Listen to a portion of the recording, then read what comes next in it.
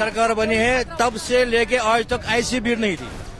आज आ गया राहुल जी, आ गया आज, इंशाल्लाह हमारा मसला हो जाएगा, हमारी रोजी रोटी चलेगी। उन कश्मीर के लोगों ने राहुल गांधी जी को, कांग्रेस पार्टी के कार्यकर्ताओं को, भारत यात्रियों को पलकों पर बिछाकर स्वागत किया, अभिनंदन किया। भाजपा ने सब खत्म किया है, इधर सब रोजगार भी खत्म। हमारे पास भाजपा की सरकार जरूरत नहीं है। राहुल गांधी की भारत जोड़ो यात्रा बिल्कुल अब अपने आखिरी चरण में पहुंच चुकी है। आज कश्मीर वैली में राहुल का दूसरा दिन था। बहुत भारी संख्या में लोगों ने शिरकत किया है इसमें, और सबसे बड़ी बात यह है कि इस यात्रा में महबूबा मुफ्ती जुड़ी, आज उनकी बेटी जुड़ी। आप इसके साथ ही प्रियंका गांधी ने भी इस यात्रा में हिस्सा लिया था और यात्रा किया राहुल गांधी के साथ। कई लोग भारत जोड़ो यात्रा में शामिल हुए।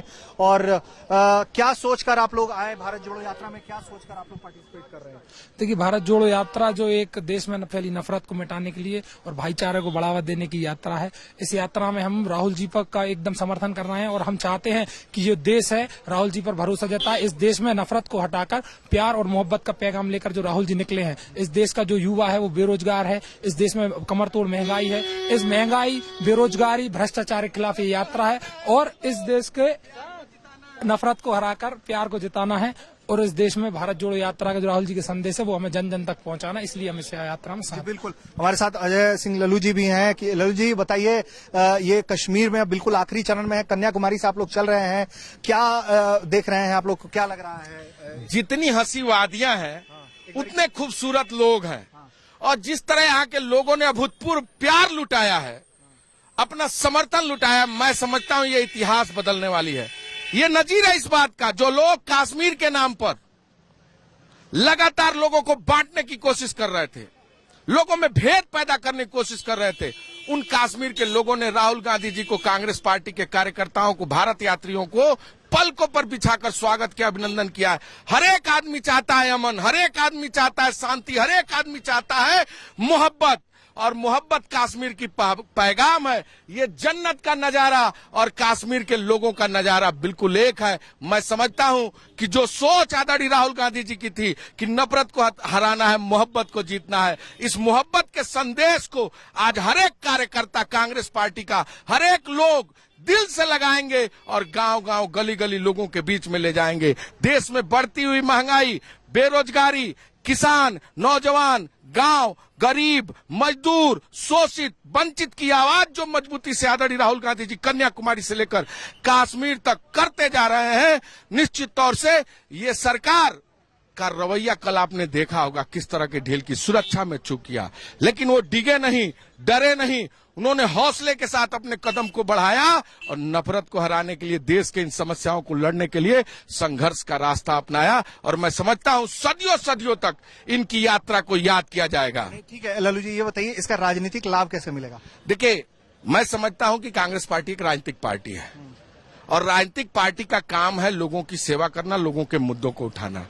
जो लोग लगातार इस बात की चर्चा कर रहे थे कि विपक्ष कहां है, आज उनके लिए एक सबसे बड़ा नजीर है। टीवी, मीडिया, तमाम पेपर जो इन मुद्दों, विषयों पर चर्चा नहीं कर रहे थे। क्या आज अदानी का पूरा शेयर मार्केट गिर गया, इसकी चर्चा है?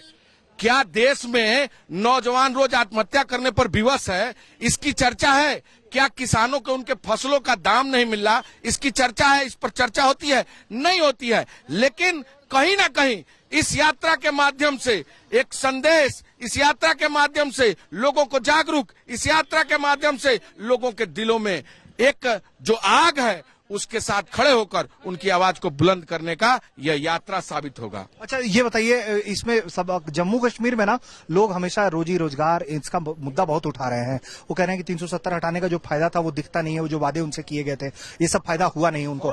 हम ये जानना चाह रहे हैं कि जैसे महबूबा मुफ्ती हो गई, भले यात्रा में आ रही है, उमर अब्दुल्ला भी कल आए यात्रा में, आप लोग सबको जोड़ने की कोशिश कर रहे हैं, लेकिन ऐसा दिख रहा है कि उन लोगों से ज्यादा कांग्रेस की पैठ जम्मू कश्मीर में दिखाई पड़ रही है, जिस तरीके से आवाम आपको समर्थन दे रही है। तो क्या ये तो मतलब जो साथ में लोग खड़े हैं उनकी भी राजनीतिक भूमि कट जाएगी?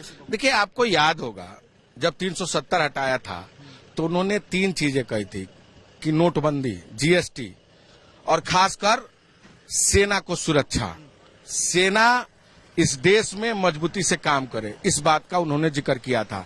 यहाँ के लोगों को रोजगार मिले। आप बताइए, जिस दिन राहुल जी जम्मू में एंट्री किए उसी दिन बम ब्लास्ट हुआ और 7 से अधिक लोग घायल हुए। क्या 370 का लाभ हुआ? क्या नोटबंदी के नाते आतंकवाद बंद हो गया? क्या जीएसटी के नाते आतंकवाद बंद हो गया? आज यहाँ अखरोट की खेती है, सेव की खेती है, यहाँ जो तमाम छोटी बड़ी चीजों की खेती है। क्या जो लोग खेती से जुड़े हुए हैं उनके फसलों का वाजिब दाम है?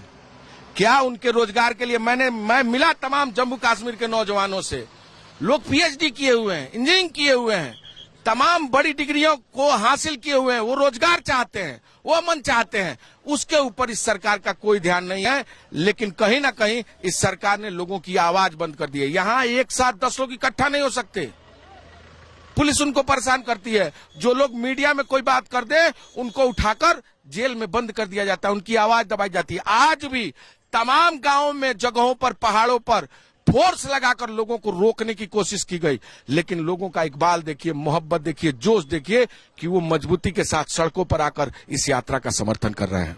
जी लल्लू जी, बहुत शुक्रिया इस बातचीत के लिए। तो ये थे अजय कुमार लल्लू जो अपनी बात रख रहे थे कि इनका कहना है कि भारत जोड़ो यात्रा को समर्थन बहुत मिल रहा है और यही कारण है कि जो सरकार है यहाँ पर वो परेशान है और लोगों को फोर्स लगाकर रोक रही है ताकि वो लोग यहाँ तक आ नहीं पाए। क्या चाहिए आप लोगों को? अच्छा, और क्या मांगे आप लोगों को? आप लोगों को उम्मीद है राहुल गांधी कुछ करेंगे आप लोगों के लिए? हाँ सर मिलेगा।